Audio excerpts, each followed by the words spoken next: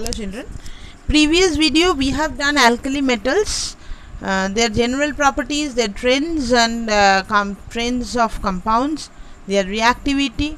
Now in this video, this year reduced syllabus, so no compounds of the alkali metals. So next video is on alkaline earth metal. So alkaline earth metals, what are the alkaline, which group contains alkaline earth metals? Group 2. What are the main elements in the group 2?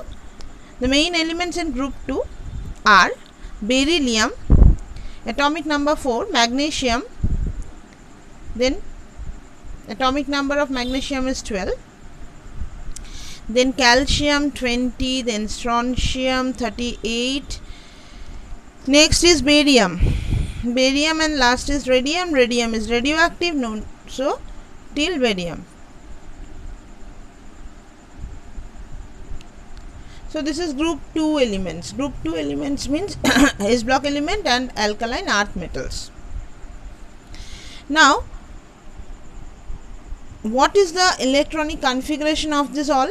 If you write with the noble gas configuration, you will see the electronic configuration of beryllium will be He2, 2s2, then neon 10,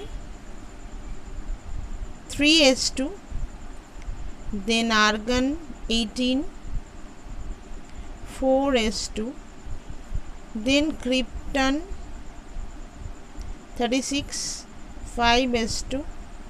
Next is, means I am telling about this one, and then barium will be xenon 54, 6s2. So this much is enough, because the after that radon, and this is not required because this is radioactive element. Radon will be 54, after that 32 you need to add, that is 86, I'm sorry, then 7s2. This is the electronic configuration. So we can understand, by seeing electronic configuration we can understand outermost shell contains the 2 electrons, and this is the s orbital in which the last electron enters. Therefore these are known as the s block elements. And another thing also we can understand that one by one, if I am seeing that trends, general property, in the general property trends if we discuss, then first of all atomic radii, it will increase as the shells are added. It is 7th shell, it is 6th shell, so shells are added, therefore the size increases, atomic radii increases. What about the ionization enthalpy? If you go for the ionization enthalpy, we know that if we go down the group, the ionization enthalpy always decreases due to the, as nucleus contains what, how many number of, suppose I am telling about this this one, barium. So barium means it has 56 protons in the nucleus, which is attracting the outermost electron, suppose. Therefore effective nuclear charge should be very high, but as the shells are added, therefore effective nuclear charge, shells are added means the distance between the nucleus and the outermost electron will increase. So this effect is more prominent than the what, effective nuclear charge, or the nuclear in the nucleus number of proton increases, but as the shells are added and decrease distance between the nucleus and the outermost electron, it is very large. Therefore the effective nuclear charge as a whole decreases. Therefore ionization enthalpy always decreases down the group. We know that alkali metals, already we have discussed this. In this group also the same reason. So what is the ionization enthalpy? If you write the ionization enthalpy order, you will understand that the barium, if you are telling about barium, will show the lowest ionization enthalpy, and then strontium, then calcium, and then magnesium, and highest ionization enthalpy which will be shown by beryllium. We can understand this thing. Next thing is what? Now as we have discussed the ionization enthalpy, we should discuss the first ionization enthalpy, second ionization enthalpy. Now as it has 2 electron, isn't it, 2 electron in the outermost shell, therefore once it will release 1 electron first ionization enthalpy. This is called first ionization enthalpy, the energy required to remove first electron or one electron from the outermost shell. This is first ionization enthalpy.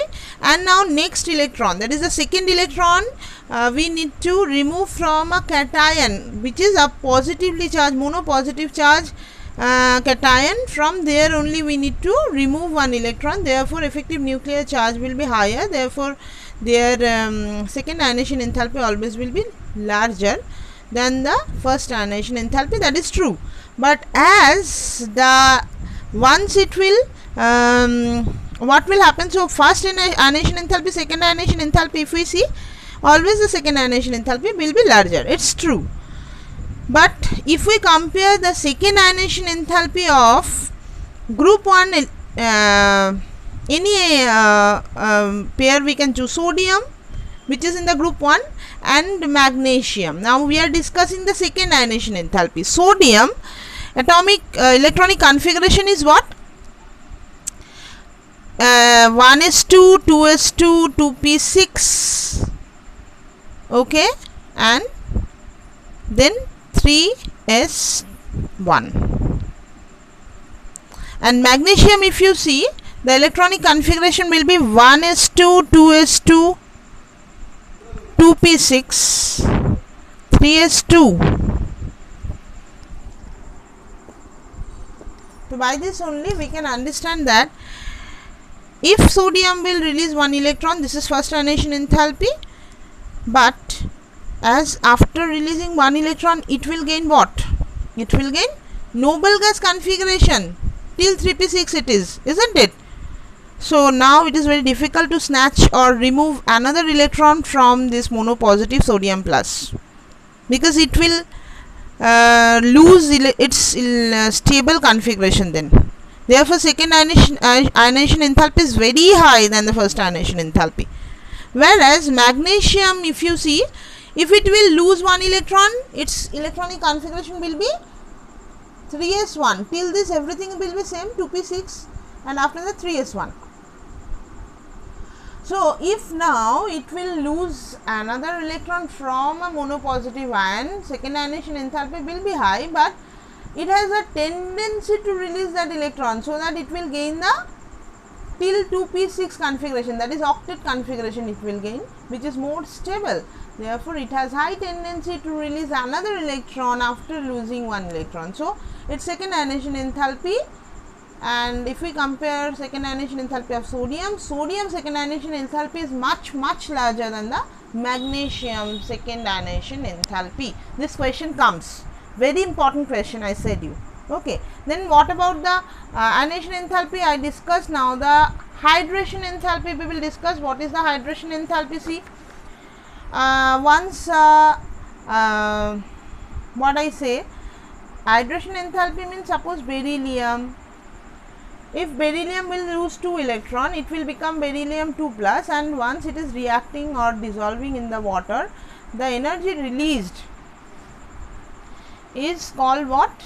From gaseous ion it will be barium 2 plus aqueous ion, and in this process the energy will be released, high amount of energy will be released. Okay, so it is highly negative value. So delta H negative, and thus the hydration enthalpy of these all dipositive ions are high, but beryllium will show the highest hydration enthalpy. That means once it will be hydrated, it will be releasing maximum energy. Why? Because its charge density, positive charge density on the beryllium is highest due to its small size. It is the smallest in this group, therefore. So most of the salts of beryllium is hydrated, and so we can arrange this according to the hydration enthalpy. We can arrange all this dipositive ion as beryllium 2 plus, magnesium 2 plus, then calcium 2 plus, then strontium 2 plus, then beryllium 2 plus, barium 2 plus. So we can understand which one will be hydrated most. Beryllium compounds will be hydrated most, and other compounds also we will see, magnesium, calcium, these are also hydrated salts.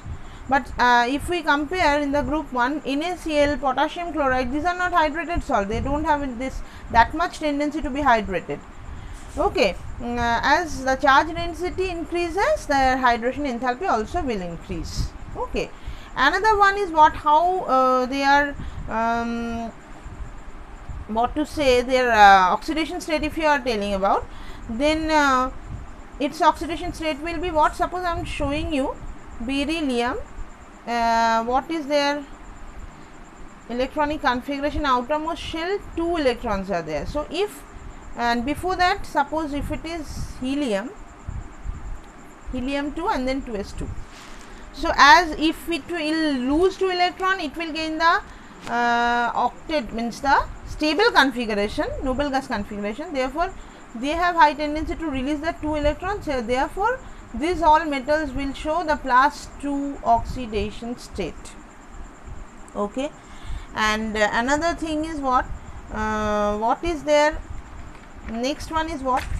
If you see lithium, calcium, sodium salt and calcium salt or magnesium salt, if you compare their compounds, you can see that magnesium or magnesium metals can form the most more stronger bonds than the sodium.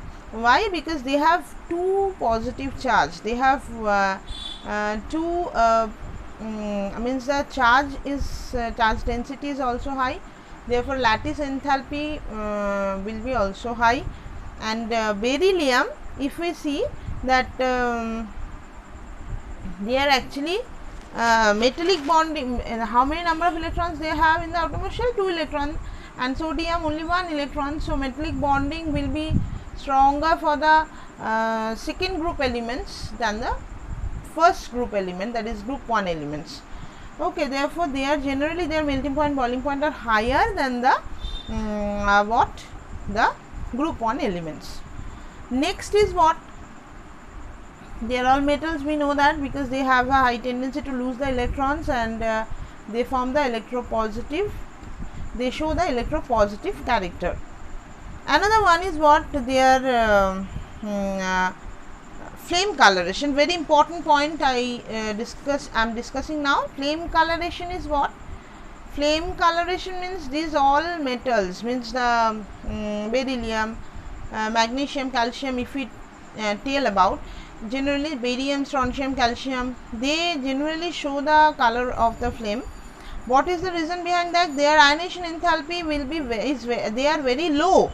The ionization enthalpy, due to their low ionization enthalpy, they absorb the energy from the flame and go to the higher level, but it is unstable in that higher level state. Therefore once they will come back to its original state, it will radiate the energy or radiate the light which falls in the visible region. Therefore we can see the color of this all.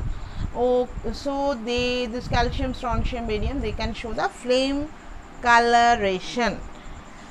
So next one is what? This is very important question. Okay, next one we are going to discuss about the reactivity. These are the general characteristics of this, and now the reactivity and the electrode potential. Reactivity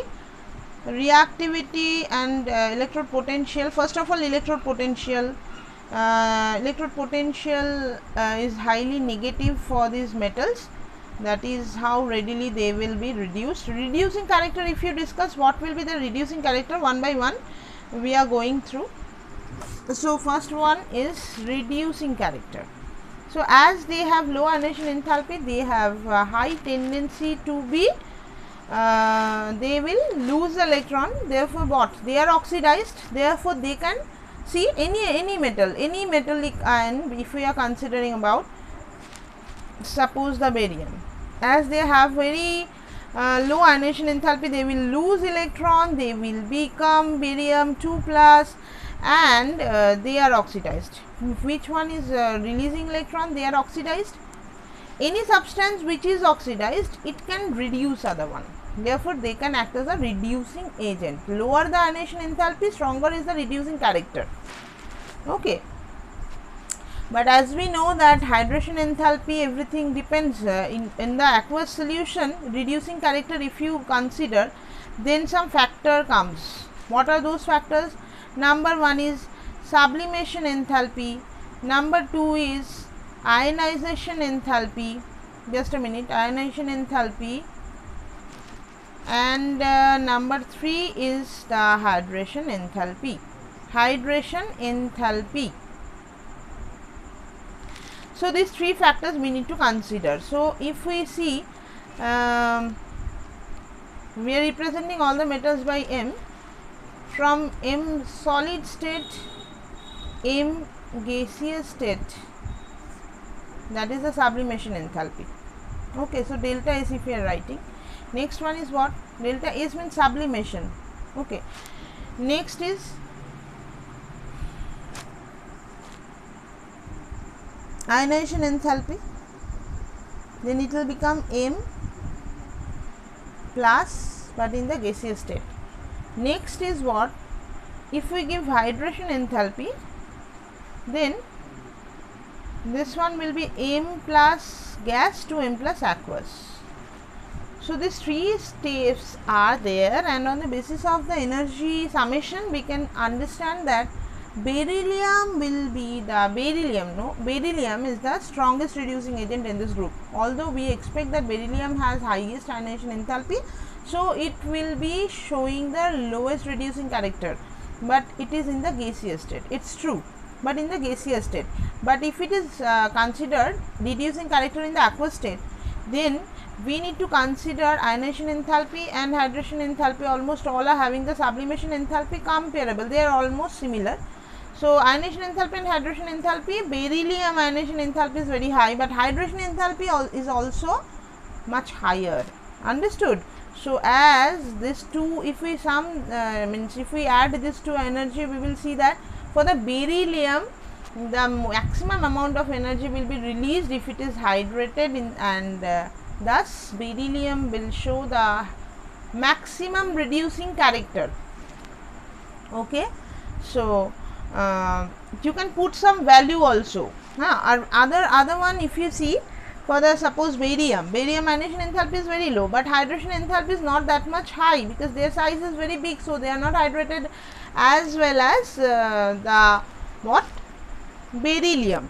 So considering these all factors, we can understand that beryllium is the strongest reducing agent in the aqueous solution. And I said you, I repeat again and again, it is in the aqueous solution, but gaseous solution beryllium is the least reducing agent, you can say.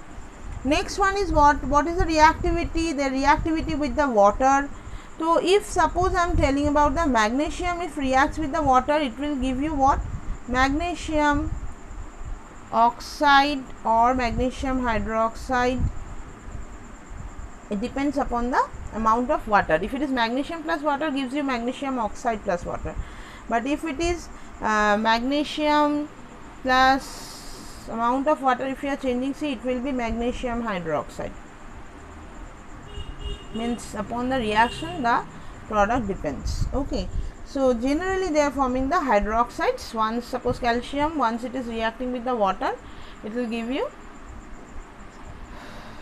calcium hydroxide plus hydrogen. These are all basic in nature. These all hydroxides are basic in nature, and hydrogens are also evolved. It will be evolved. So next one is what? Reactivity towards the means oxygen or nitrogen. If it is reacting with the oxygen, suppose I am showing it here.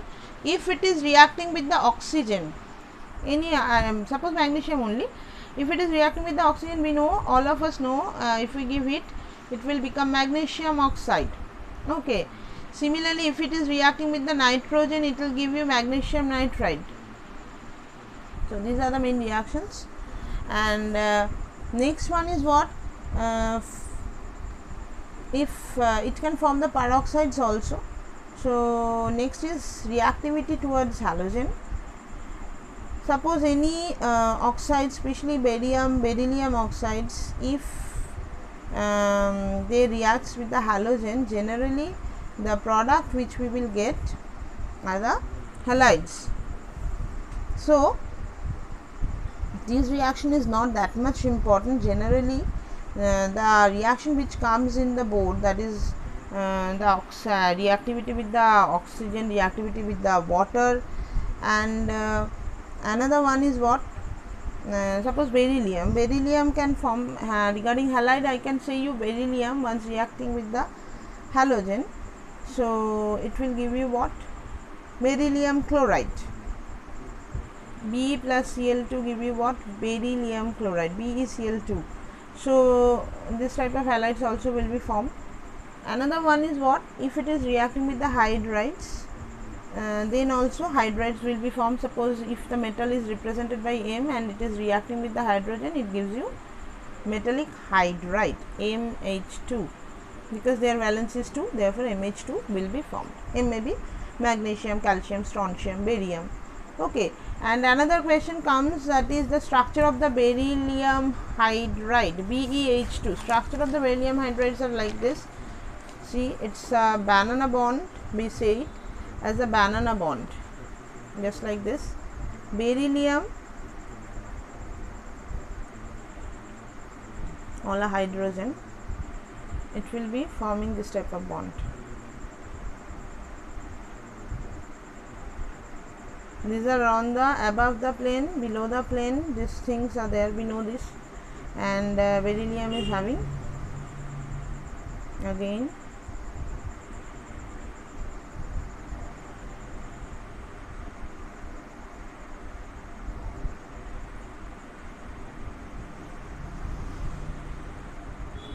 so these are the beryllium hydride structure. Okay, so this structure, remember this structure, this is important. And another thing is what, if it is reacting with the carbon, generally any oxides, if it is reacting, suppose beryllium oxide, if it reacts with the carbon, it gives you what, beryllium carbide, Be2C, beryllium carbide plus carbon monoxide will be formed. So this type of question comes, that what will happen if calcium is reacting with the carbon. So we need to give a high temperature, and then we will see calcium carbide will be formed. Calcium carbide will be formed. And why this reaction is so important, because calcium carbide if we get, and if it is reacting with the water, then it will give you acetylene. That's why this is the very important reaction. Formation of calcium carbide is very important.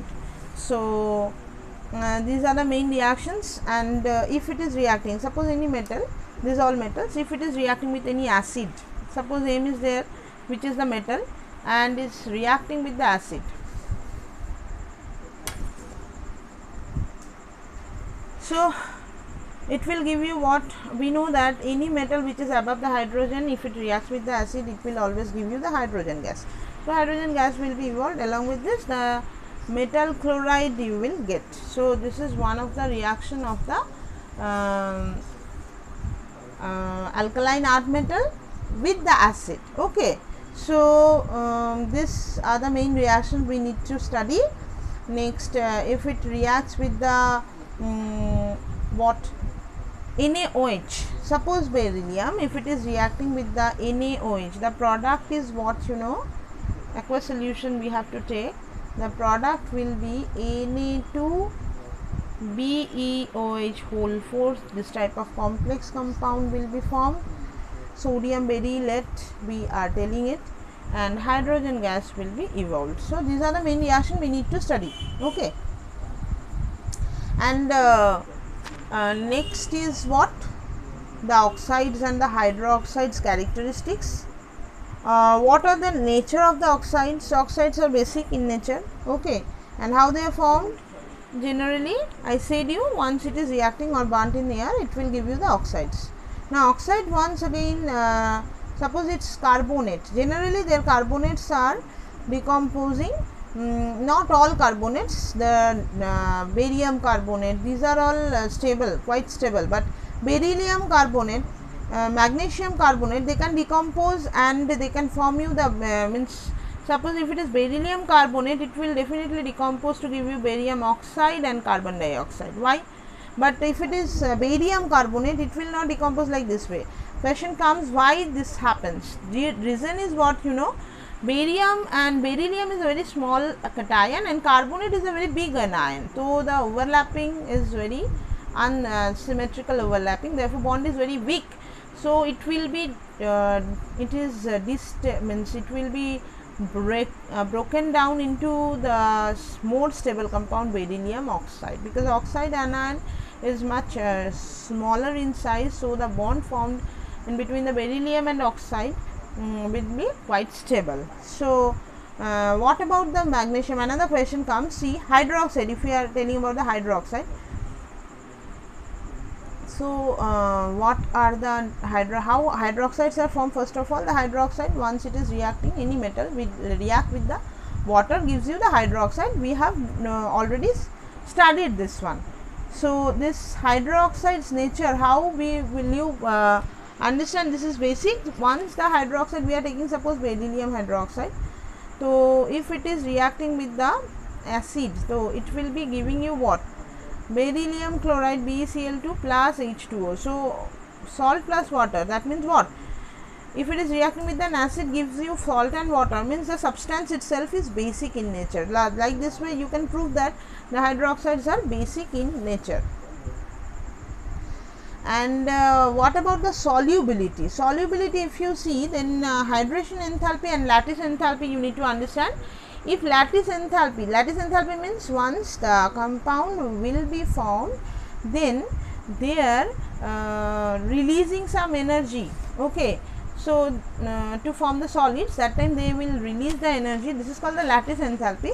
And once the ion will be solvated or hydrated by the water, that time also it will release the energy. Now this is called hydration enthalpy. If any substance lattice enthalpy is higher than the hydration enthalpy, I said you lattice enthalpy will be greater. So lattice enthalpy will be more than the hydration enthalpy, then we say that this substance will be it is not dissolved, it is insoluble in water. Lattice enthalpy and hydration enthalpy. But if the opposite thing happens, that means the hydration enthalpy will be larger than the lattice enthalpy, then we say that substance will be dissolved in the water. So always remember this thing. Few substances will be given and it may be asked to you that this substance is dissolved. Suppose beryllium sulfate and barium sulfate.